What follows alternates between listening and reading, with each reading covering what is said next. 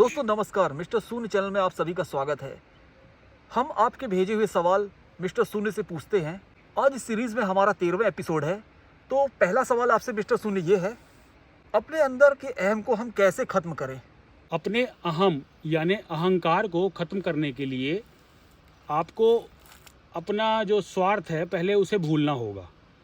जब तक आप अपने स्वार्थ को भूलेंगे नहीं तब तक आपका अहंकार कम कैसे होगा, क्योंकि स्वार्थ की जो विषय वस्तु होती है उनकी पूर्ति होते ही वह चीज़ें हमारे अहंकार के रूप में जगह बना लेती हैं।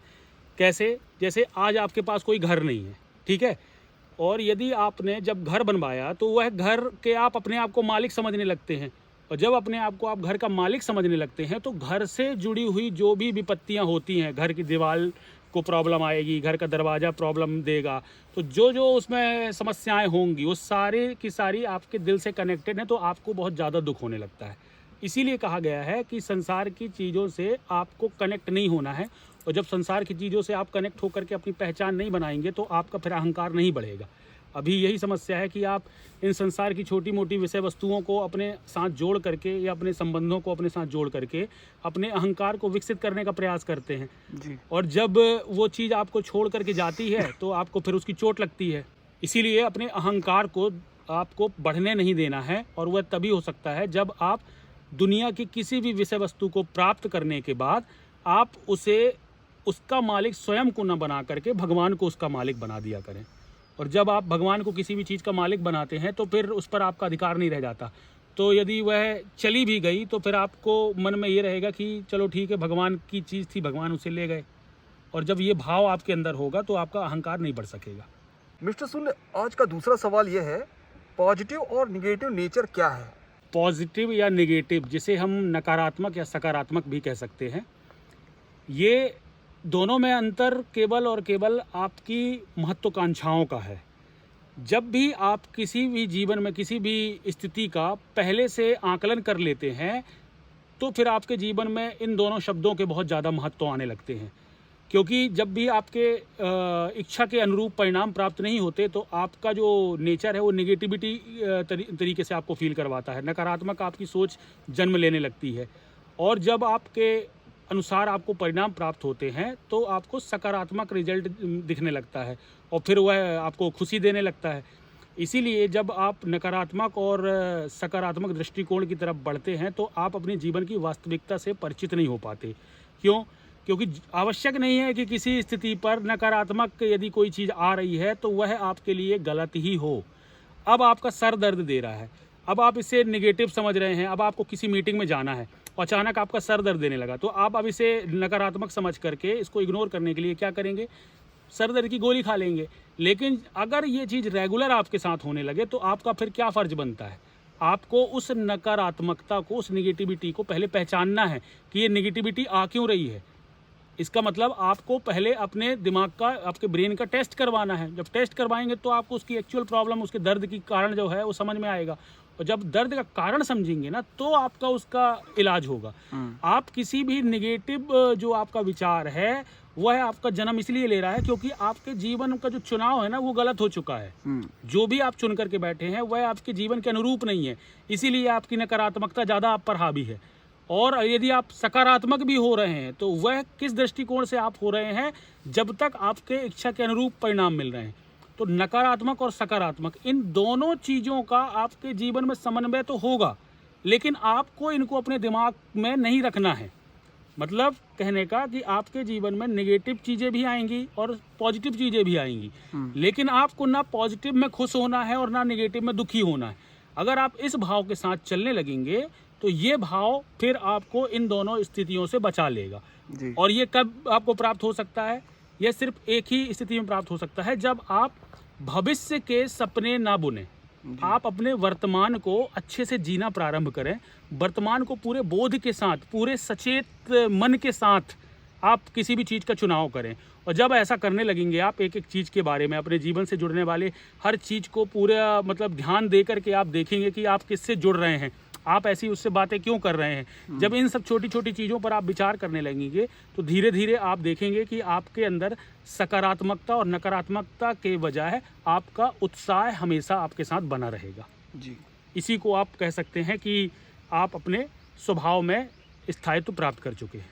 मिस्टर सूर्य, हमारा अगला सवाल ये है, क्या नशा मुक्ति केंद्र से नशा छूट जाएगा? नशा मुक्ति किसी भी व्यक्ति के नशा छुड़ाने का एक अस्थायी समाधान है।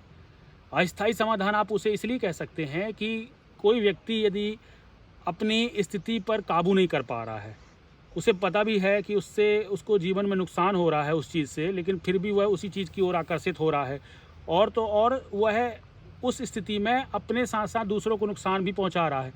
जब ऐसी स्थिति होती है उत्पन्न किसी भी परिवार में, तब लोगों को नशा मुक्ति का ख्याल आता है। नशा मुक्ति किसी भी व्यक्ति का मतलब किसी भी व्यक्ति को उसके नशे छुड़ाने में सहायक तभी हो सकता है जब उस व्यक्ति के विचार बदले जाएं। जी। अभी आप सोच रहे हैं कि मैं किसी व्यक्ति का नशा मुक्ति बंद करके उसका नशा छुड़ा दूंगा, लेकिन जब नशा छुड़ाएंगे तो नशा की जगह पर वो क्या पकड़ेगा, क्या है ऐसा आपके पास? क्योंकि जब तक वो सत्य नहीं पकड़ेगा, ट्रुथ नहीं पकड़ेगा, अपने जीवन की सच्चाई को नहीं पकड़ेगा, तब तक उसका जीवन नहीं बदलने वाला। इसीलिए आप नशा छुड़ाओगे तो फिर वो बाद में कोई और चीज पकड़ लेगा या उसी की चीज उसी तरफ वो आकर्षित होगा। इसीलिए नशा मुक्ति केंद्र एक व्यक्ति का टेम्पररी ऑप्शन हो सकता है, बिल्कुल अस्थायी तौर का एक समाधान हम उसे मान सकते हैं। लेकिन यदि व्यक्ति की वास्तविक स्थिति को सुधार करना है तो उसके विचार बदलने होंगे, और जब तक आप किसी व्यक्ति के विचार में परिवर्तन नहीं लाओगे तब तक उसके जीवन में परिवर्तन नहीं आ सकता। क्योंकि इंसान की जो बॉडी है ना, वो बॉडी का संचालन जो होता है वो उसके विचारों से होता है। यदि व्यक्ति ने ऐसा सिस्टम ही डेवलप कर लिया है कि मुझे केवल जो खुशी है, आनंद है, वो केवल नशे से ही मिलेगा, असली आनंद का उसको पता ही नहीं है। भाई हर व्यक्ति यहाँ पैदा क्यों हुआ है? आनंद लेने के लिए पैदा हुआ है। तो जब उसको सबसे सस्ता समाधान मिल रहा है कि नशे से उसको वो चीज़ प्राप्त हो जा रही है, तो वो क्यों फिर काम करना चाहेगा? वो क्यों काम करेगा? क्यों नौकरी करेगा? क्यों नौकरी भी आज लोग इसीलिए कर रहे हैं कि नौकरी के माध्यम से उनको जो विषय वस्तुएं प्राप्त हो रही हैं उस पर कहीं ना कहीं वो खुशी की तलाश में है। इसीलिए ना आदमी नौकरी करता है कि मेरी शादी हो जाएगी, मेरे पास अच्छा घर होगा, अच्छा बंगला होगा। ये सारी चीज़ें ही तो हैं दिमाग में लोगों के। अब ये इन सब चीज़ों से इंसान को कुछ नहीं मिलता जी, ठीक है। सिर्फ सुख ले लेने से आपको आनंद की प्राप्ति नहीं हो सकती। सुख तो एक दुख का विपरीत पक्ष है जी। भाई सुख का मतलब क्या? आज आपका जो देह है आप उसको सुविधाओं से मतलब सुविधाओं के साथ चला रहे हैं, तो इसका मतलब आप सुख में हैं। और जब आपकी देह को कष्ट होने लगेगा तो आपको लगेगा कि आप दुख में हैं।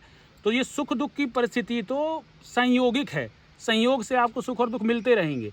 लेकिन आपका जो फोकस होना चाहिए वो आनंद में रहने का होना चाहिए। आनंद का भाव का मतलब होता है ना ही सुख को हम महत्व देते हैं और ना ही हम दुख को महत्व देते हैं। इसीलिए जब आप सुख को महत्व नहीं देते तो फिर आप दुख को भी महत्व नहीं दोगे, लेकिन जब आप सुख को बहुत ज़्यादा महत्व देने लगते हो तो फिर दुख को महत्व देना पड़ता है। इसीलिए आपको नशा मुक्ति जो आपका ऑप्शन है उसके बजाय उस व्यक्ति के दिमाग में परिवर्तन करने वाले विचार दें। इतने महान लोग हैं, मतलब हमारे इतिहास में एक से एक महान लोग थे, उनके जीवन के संघर्षों को उस बच्चे को अवगत करवाएं। जब तक उनके बारे में आप उनसे चर्चा नहीं करेंगे तब तक उस बच्चे को समझ में ही नहीं आएगा कि मेरा जीवन किस लिए है और मैं किस लिए यहाँ आया हूँ। उसे तो समाज ने बताया है कि तुम एंजॉय करने के लिए पैदा हुए हो, और उसने किसी व्यसन को पकड़ लिया तो उसी से उसको एंजॉय मिल रहा है।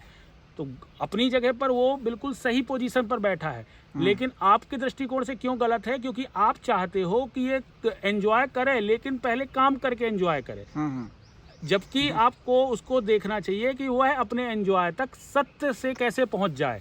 अब जब आप खुद ही नहीं जानते उस सत्य की तरफ जाना, आप खुद असली एंजॉय को अभी नहीं पहचान पाए हो, तो फिर आप अपने बच्चे को कैसे आप सही तरीके से गाइड कर पाओगे?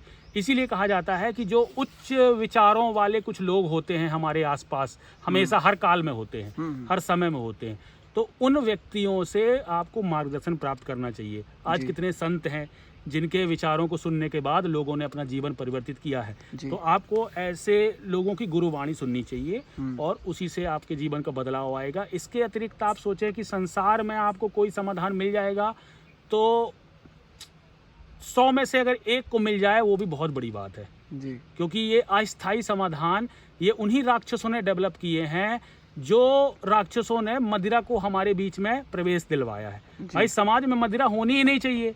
अच्छा। समाज में ऐसी कोई जो नशे वाले सामान है वो होने ही नहीं चाहिए। अब अगर वो समान है तो फिर उसी को फिर छोड़ने के लिए अलग से विधि लग रही है, छुड़ाने के लिए अलग सेंटर लग रहे हैं। अल्टीमेटली सब क्या है, ये सब इकोनॉमी बढ़ाने के मार्ग हैं।